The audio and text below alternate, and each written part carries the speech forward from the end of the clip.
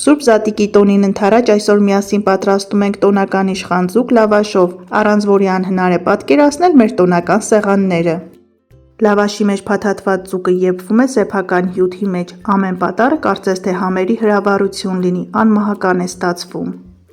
Խրխրթան լավաշ, հյութալի, շատ լավ համեմված ձուկ, կատարյալ համադրություն է։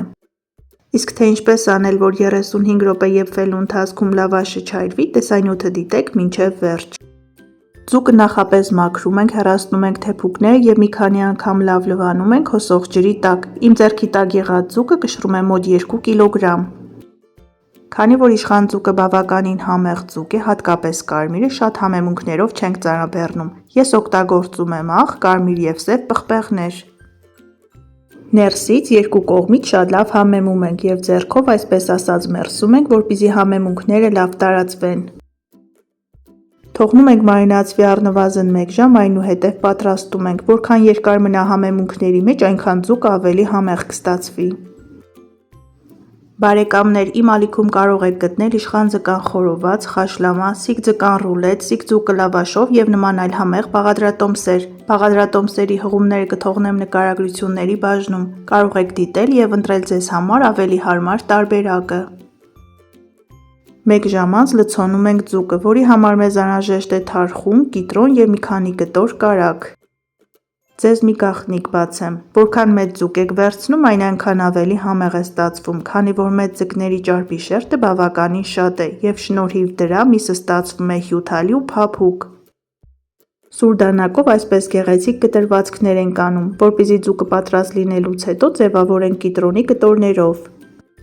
Քանի որ այս հսկան բավականին երկար է, պոչի հատվածը ես հեռացնում եմ, որպեսզի հնարավոր լինի այն տեղավորել ջեռոցի տապակի մեջ։ Վերցնում ենք 2 մեծ լավաշ, ձուկը դնում ենք կենտրոնում և բարուրում ենք։ Որպեսզի ջեռոցում 35 րոպե եփվելու ընթացքում լավաշը ածխակույտի չվերածվի, այն փաթաթում ենք յուղաթղթի մեջ։ Այսպես լավ փաթաթված դնում ենք ջեռոցը, ջերմաստիճանը 180 աստիճան, թողնում ենք մոտ 30 րոպե։ Բարեկամներ, ձուկը կարելի է փաթաթել ինչպես յուղաթղթի, այնպես էլ փայլաթիթեղի մեջ, ոչ մի տարբերություն։ 30 րոպե անց հանում ենք ջեռոցից և լավաշի շերտը պատում ենք հալեցրած կարագով։ Կրկին դնում ենք ջեռոցը, թողնում ենք ևս 5 րոպե։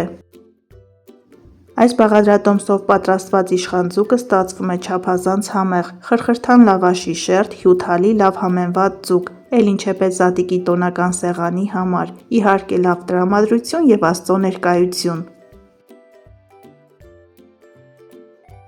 Զգուշությամբ գեղեցիկ ձևով բացում ենք լավաշի շերտը, կտրվածքների մեջ դնում ենք կիտրոնի կտորներ և մատուցում ենք, քանի դեռ տաք է։ Բարի ախորժակ։ Այսօր էլ իշխան ձուկը լավաշով նման հրաշալի բաղադրատոմս։ Դուք էլ փորձեք պատրաստել այս տարբերակով, սնվեք առողջ և եղեք օրհնված։ Քրիստոս հարյավ իմեռելոց, օրհնյալ է հարությունը Քրիստոսի։